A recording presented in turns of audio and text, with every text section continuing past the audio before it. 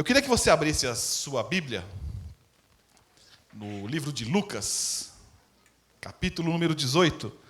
O Lucas está aí, ó. Lucas 18. E hoje eu quero falar com vocês sobre, dentro da nossa série de Simplifique a Sua Vida, a gente tem procurado ser o mais objetivo possível para ser muito simples. Porque sendo simples já fica complicado, imagine se a gente complicar, né? Aí não tem jeito. Mas é fazendo de Deus, fazendo da palavra de Deus o nosso maior tesouro. O nosso bem maior. Porque se a gente não fizer isso, vai ser muito difícil a gente viver num mundo tão conturbado e tão maluco como esse nosso. Não é verdade? A coisa está complicada nos dias de hoje. E eu tenho uma notícia para dar para vocês. Vou até tomar uma água antes. Vai ficar pior, infelizmente. Porque a Bíblia fala que o mundo jaz no maligno. Não tem jeito. Não tem jeito. Esse é o curso natural da vida, das coisas. Não tem como ser diferente. Mas nós temos uma esperança. Nós temos uma expectativa. Nós temos um Deus que por nós tudo executa. Um Deus que nos livra de todo mal, que nos abençoa, que nos protege, que nos guia por todos os lugares. Mas para que isso aconteça, eu e vocês precisamos fazer de Deus e da sua palavra o nosso principal tesouro. O nosso principal motivo de viver. Nós precisamos fazer dele a nossa esperança, precisamos ter nele a nossa esperança. Não tem jeito, não tem outra saída. A esperança não está naquilo que eu tenho, não está naquilo que eu sou, naquilo que eu consigo fazer, naquilo que eu consigo conquistar, mas está em confiar completamente em Deus. E obedecer os seus estatutos, e obedecer a sua palavra. E eu queria abrir com vocês Lucas 18. A gente consegue projetar aqui, querida? Lucas 18, versículo 18. Eu queria ler com vocês duas histórias muito interessantes da palavra de Deus. Olha lá. Certo homem, vocês acharam aí já não? Beleza? Lucas 18, 18. Certo homem importante lhe perguntou: Bom mestre, que farei para herdar a vida eterna? Por que você me chama bom? Respondeu Jesus. Não há ninguém que seja bom a não ser somente Deus. Você conhece os mandamentos: não adulterarás, não matarás, não furtarás, não darás falso testemunho, honra teu pai e a tua mãe. A tudo isso tenho obedecido desde a adolescência, disse aquele homem. Ao ouvir isso, Jesus lhe falou: falta-lhe ainda uma coisa, venda tudo o que você possui e dê o dinheiro aos pobres, e você terá um tesouro nos céus. Depois venha e siga-me. Ouvindo isso, ele ficou muito triste, porque era muito rico. Já tinham lido essa passagem do jovem rico? Que chega para Jesus e fala isso que a gente acabou de ler agora? Interessante essa passagem, não é isso? A gente vê lá um homem que obedecia a todos os mandamentos, segundo o que ele mesmo relata, honrava pai e mãe, fazia tudo certinho. E aí Jesus disse para ele assim: então beleza, então só falta uma coisa. Vai, vende tudo que você tem, entregue aos pobres e siga-me. E fazendo isso, você terá um tesouro nos céus. E após ouvir isso, este homem se entristeceu muito e foi embora. A sequência, volta para mim ali. No mesmo texto, no 24, 23 ou 24 que a gente leu, o último texto. Lucas 18, aqui. 24. Vendo-o entristecido, Jesus disse: como é difícil aos ricos entrar no reino de Deus. De fato, é mais fácil passar um camelo pelo fundo de uma agulha do que um rico entrar no reino de Deus. Jesus fez uma declaração bombástica, né? Como é difícil o rico entrar no reino de Deus. Como é difícil. E aí eu fiquei pensando nessa passagem, falei: meu Deus, então quer dizer que para entrar no reino de Deus só pode ser pobre? É ruim, né? Poxa, quero ter algumas coisinhas, eu não quero... Jesus não estava indicando que você deveria fazer um voto de pobreza para entrar no reino dos céus. Jesus não estava ali dizendo que você tinha que ser um pobre coitado miserável para fazer parte do reino de Deus. A grande questão é onde está o nosso coração. Aonde está a nossa maior riqueza? E no caso desse rapaz, o coração dele estava exatamente naquilo que ele possuía. Estava exatamente no recurso que ele tinha, na riqueza que ele tinha. E às vezes a gente faz e age da mesma forma. Coloca o nosso coração em coisas, coloca o nosso coração de maneira errada, se apegando a coisas que não vão trazer para a gente grandes benefícios. Aliás, muito pelo contrário, vão trazer para a gente prejuízo. Se você quiser tiver uma vida santa, reta diante de Deus, você precisa saber aonde você vai colocar o seu coração. Você precisa saber aonde está a sua maior riqueza. Aonde está o seu maior valor. Quando eu estou falando você, eu estou me incluindo junto, tá? Eu e vocês. Nós precisamos saber para onde a gente está apontando a nossa vida, o nosso projeto. São os nossos sonhos? São os nossos projetos? Quanto mais a gente conquista, quanto mais a gente batalha pelas coisas, mais a gente se apega a elas. Mais a gente se acha dono daquele negócio.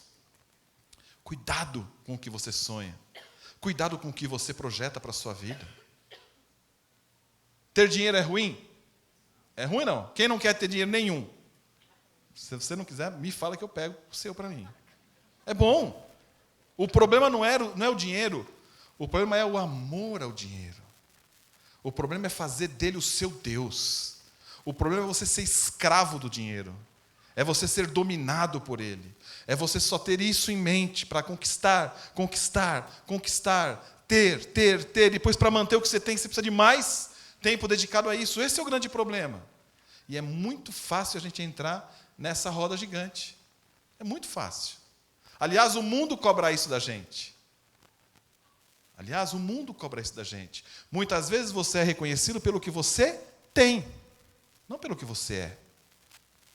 As pessoas medem muitas vezes as outras pelo carro que ela tem, pela casa que ela tem, pela empresa que ela tem, pelo salário que ele ganha, pela roupa que ela veste.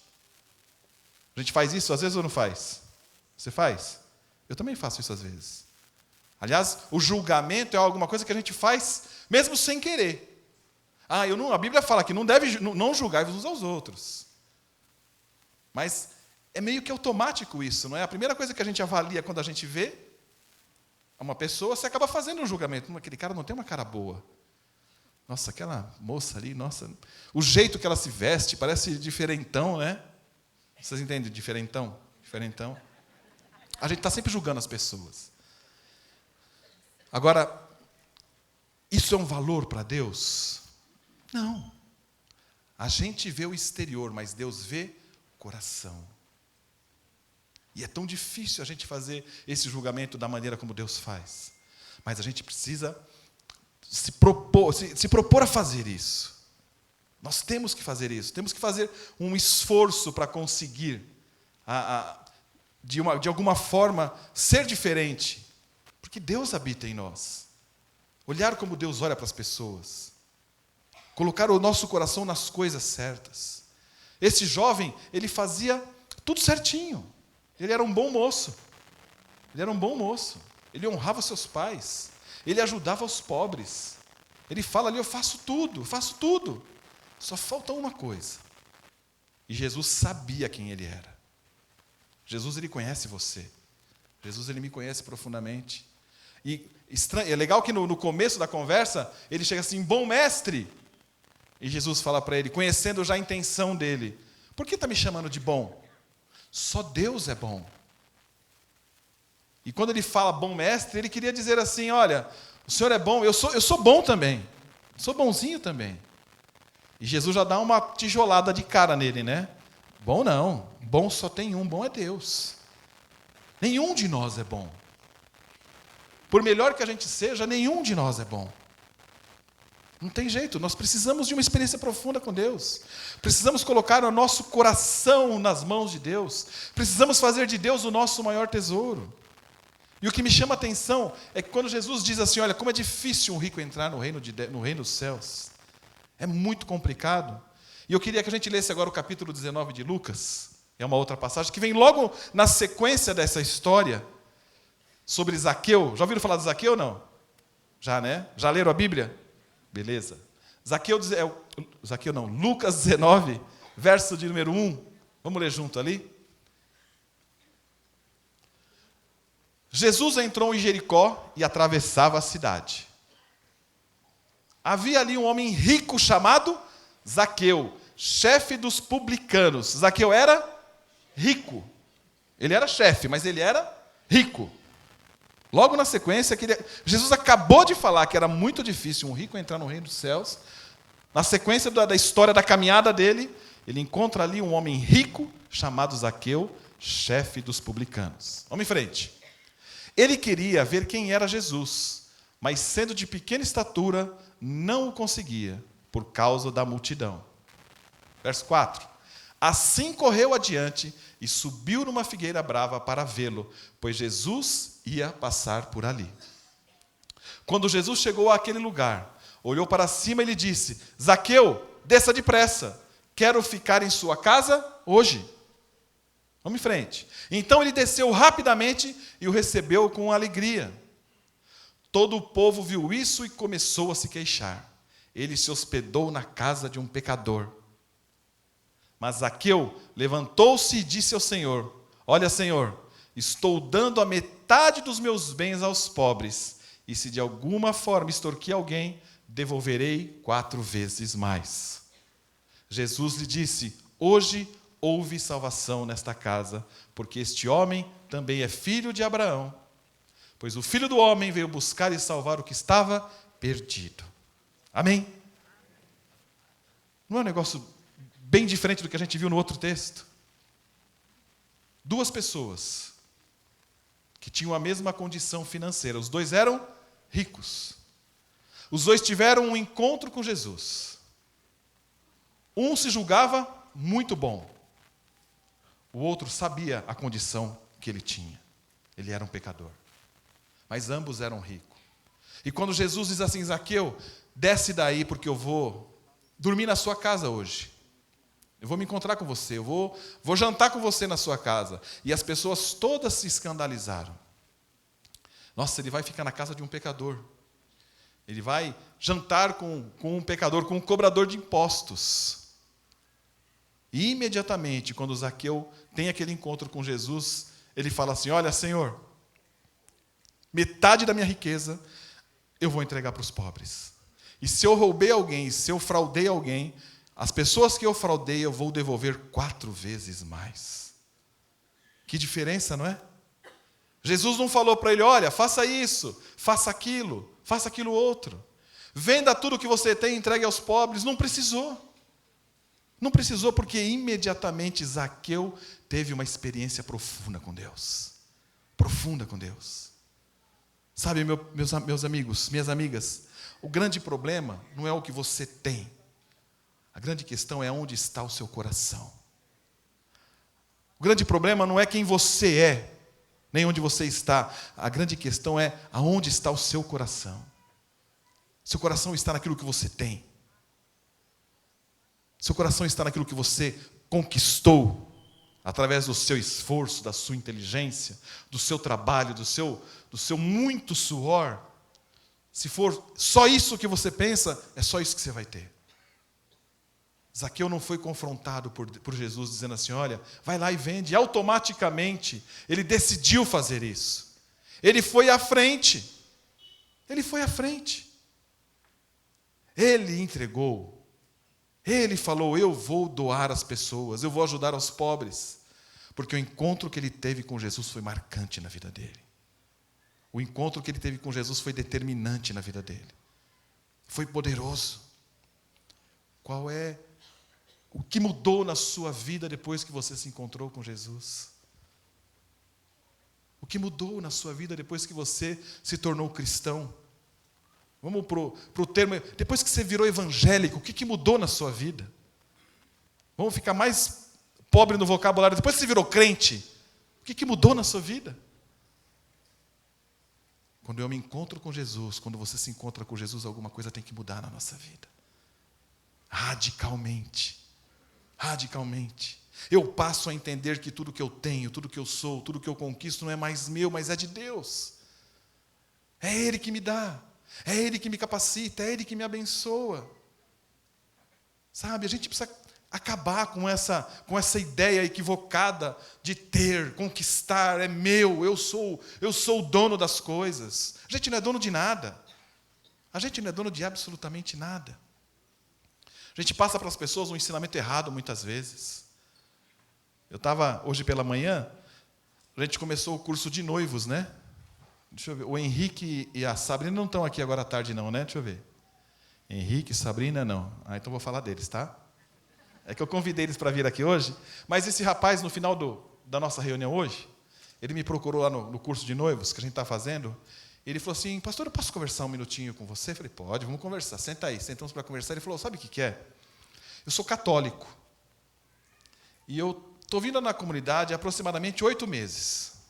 E aí ele começou a me contar a história de como ele chegou nessa comunidade, num culto de quarta-feira, à noite, que é o culto que eles têm frequentado, ele, a noiva dele e o pai dele. E ele estava dizendo, olha, eu nunca imaginei que eu fosse frequentar uma igreja evangélica. Eu nunca me vi, eu sou católico, praticante, vou à missa, fui batizado e tal, e aí eu me identifiquei com ele, que eu também fui, e aquele negócio todo, nós começamos a conversar ali.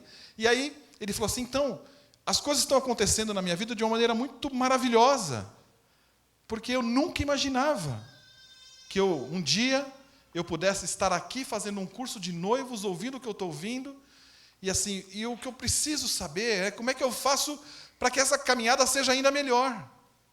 Porque eu quero fazer a vontade de Deus. E eles estavam me questionando com relação ao batismo, eles não são batizados ainda, eles querem se batizar. Mas ele falou assim, a grande questão é que tudo isso que eu tenho ouvido dia após dia tem mudado a minha vida. Eu sou uma nova pessoa. Mudou, minha vida está indo melhor, os meus negócios, o meu trabalho está melhorando, o meu relacionamento com a minha noiva ficou muito melhor. E eu não posso parar, eu não posso perder isso. O encontro que ele teve com Jesus foi marcante na vida dele. A minha pergunta é, o encontro que você teve com Jesus foi marcante na sua vida? O encontro que você teve com Jesus foi marcante no seu casamento? O encontro que você teve com Jesus foi marcante no seu namoro? A ponto de você mudar completamente aquilo que você fazia errado em todos os níveis da sua vida? Ou você está que nem o jovem rico? Pratica as coisas boas, faz tudo aquilo que te mandam, faz o que a lei determina, mas falta alguma coisa. Puxa, estava tirando quase... Me lembrei daquele personagem da escolinha do professor Raimundo. Quando ele ia tirar 10, Marcelão, ele respondeu errado. Estava indo tão bem, faltava só um pouquinho. Às vezes a gente está assim, gente. Falta só um pouquinho. Só falta um detalhezinho, mas esse detalhezinho é a coisa mais importante que precisa acontecer. Aonde é que está o seu coração? E aí eu comecei a conversar com aquele casal ali, sentadinho numa salinha ali na fundação, e eu comecei a contar a minha experiência, quase que eu chorei, contando para eles. Porque quando eu me lembro, assim como o Cadu falou aqui, eu me emociono de ver o que Deus tem feito na minha vida. Deus tem sido maravilhoso. Deus tem mudado a minha história. Deus tem mudado a minha vida completamente. Porque você é bom? Não, eu não sou nada bom. Bom é Deus. Deus é muito misericordioso. E Ele quer continuar me abençoando, Ele quer continuar te abençoando, Ele quer continuar te prosperando, te dando saúde, te dando paz. É isso que Ele quer fazer com a gente. Como foi e como está sendo a sua vida depois desse encontro com Jesus? Porque eu não consigo imaginar que você vem aqui semana após semana e ainda não teve um encontro com Jesus e esse encontro não mudou a sua vida. Aliás, eu consigo imaginar, isso é possível acontecer, mas o que eu quero dizer é que esse encontro pode ser hoje. Isso que falta ser ajustado na sua vida pode acontecer hoje. Gente, é impossível a gente viver uma vida cristã real e verdadeira e a nossa vida não mudar nada. É impossível os nossos problemas não serem resolvidos. E quando eu estou falando impossível, não estou dizendo assim que tem que acontecer algo mágico e instantaneamente, mas tem que ser melhor a cada dia. Se não é o problema que resolve, você se resolve. Porque você passa a confiar mais em Deus. Porque você passa a ter mais fé em Deus. Porque você canta aquilo que você crê. Porque você consegue visualizar pela fé o que vai ser mudado na sua vida. A mudança que Zaqueu teve no encontro com Jesus foi instantânea. Mudou a vida dele. Não precisou de um discurso, Jesus não pediu nada para ele. Nada. Automaticamente ele fez. Automaticamente ele deu. Automaticamente ele abençoou as pessoas. Automaticamente ele deixou de fazer o que era errado. E às vezes a gente passa tempo, e passa anos, e passa meses, e passa, e nada muda na nossa vida. E o pior é que a gente ainda se acha bom. Eu faço todas as minhas obrigações. Eu vou na célula, não falto numa célula. Eu não falto num culto, eu estou sempre lá. Aliás, eu vou em 2 cultos. Só não vou no terceiro porque tenho medo de morrer. Lembra que o pastor Wagner falava que ninguém morre de culto, né? 3 também por dia, não sei se dá, né? Não sei se... Tem que descansar um pouquinho, né? Mas dá. O que tem mudado na sua vida? E ele me dizia assim, o Henrique, porque eu não quero ir no culto como eu ia na missa. Eu até sei que eu ouvia lá o padre falando a palavra de Deus, ele também lia a Bíblia, mas é tão diferente como vocês fazem na comunidade. Eu me sinto fortalecido, eu me sinto animado. Aquelas palavras parecem que entram na minha mente, no meu coração, e vão me dando um vigor novo para fazer coisas diferentes. Só o encontro com a pessoa de Jesus faz isso na nossa vida. Só o encontro com Jesus, que te dá ânimo para você lutar em meio à dificuldade. Vocês que vieram aqui à frente agora há pouco, só o encontro com Jesus te dá poder e autoridade para você enfrentar o seu problema quando você voltar para casa. Talvez esse problema continue lá. Talvez o problema seja o seu marido. Talvez o problema seja o seu filho. Talvez o problema seja financeiro. A sua conta esteja negativa. Aí você vai voltar para casa agora, vai tirar um extrato, ver se essa oração colocou 50 mil reais na sua conta. Gostaria muito que ela tivesse feito isso, mas eu acho que ela não fez. Mas se fez, depois você me fala, tá? Aí fui eu que orei por você, você me dá um presente. Mas é difícil isso acontecer. Mas esta oração e a sua decisão vai te dar força para você amanhã cedo acordar com pique, com vigor, para lutar pelo seu trabalho. Para você correr atrás, para você administrar bem os seus bens, para você ver onde é que você errou. O que tem que ser feito de maneira diferente. Para você não continuar errando. Porque às vezes a gente corre o risco de vir aqui toda semana pedir oração pelas mesmas coisas, e você deve fazer isso. Só que você tem que tomar uma atitude diferente. Só que alguma coisa tem que ser diferente na sua vida. Se há um problema com o seu marido, você tem que identificar o que você pode fazer de melhor para que esse problema seja resolvido. Se é com o seu filho, você tem que identificar o que você pode fazer diferente para que você abençoe a vida do seu filho. Para que você não traga mais condenação. Porque senão a gente corre o risco de ficar como aquele jovem rico, dizendo que eu faço tudo, mas só falta uma coisa. No caso dele, era vender, era entregar tudo que ele tinha e seguir a Jesus. Talvez no seu caso e no meu caso seja amar mais o seu filho, amar mais o seu marido, amar mais a sua esposa, ser mais diligente nas finanças da sua casa, ser menos gastão, ser menos gastona, ter mais diligência nas coisas que você faz. Porque a gente acaba transferindo para Deus os problemas. Minha parte eu fiz, agora é com Deus. Deus fala, opa, eu não. Ou então a tua vida financeira está um caco, e você fala que é coisa do diabo, é coisa do inimigo, do devorador. Tem gente que o devorador nem na casa dele vai, porque acha que vai pedir dinheiro emprestado. Fala, eu nem vou na casa daquele lá, porque se eu for lá, eu vou dançar. Tem gente que nem na casa dele o devorador vai. O problema é seu. O problema é meu. A gente é que tem que fazer diferente. A gente é que tem que fazer diferente. Que diferença tem feito o encontro que você teve com Jesus na sua vida? Que diferença tem? A pergunta é, você teve um encontro com Jesus que mudou a sua vida? Tadeu, eu tive um encontro com Jesus e ele mudou minha vida há muitos anos atrás, mas parece que agora esfriou um pouco. Então eu quero dizer para você, volte lá atrás. Volte ao primeiro amor. Veja onde foi que você caiu. Avalie sua vida. Avalie a sua vida. O que você está fazendo com ela? Porque a gente vai vivendo essa vidinha, essa mesmice de dia a dia, de todo dia, a mesma coisa, a gente acaba se acostumando, e a gente se acostuma com tudo nessa vida. Até com as tragédias a gente se acostuma. Até com os problemas a gente se acostuma. Mas não foi para isso que Deus projetou a nossa casa, não foi para isso que Deus planejou a nossa vida. Deus nos criou para que a gente viva muito bem, para que a gente tenha uma vida de paz, uma vida regalada, uma vida de santidade, uma vida de liberdade, não de condenação, não de tristeza. Deus criou a gente para que a gente pudesse engrandecer o nome dEle, glorificar o nome dEle. Você tem glorificado o nome de Deus através da sua vida, através do seu casamento, através das suas atitudes no seu trabalho. Como tem sido isso? Deus espera isso da gente, meus irmãos. Deus espera isso da gente. Que esse encontro que nós tivemos com Ele mudasse completamente a nossa vida. O que a gente vai fazer com isso tudo que a gente tem vivido? A gente vai continuar desse mesmo jeito? Nos entristecendo e falando, Senhor, eu não consigo fazer isso. Isso que o Senhor está me pedindo é muito difícil. Foi o que aquele jovem rico, sem dizer, respondeu.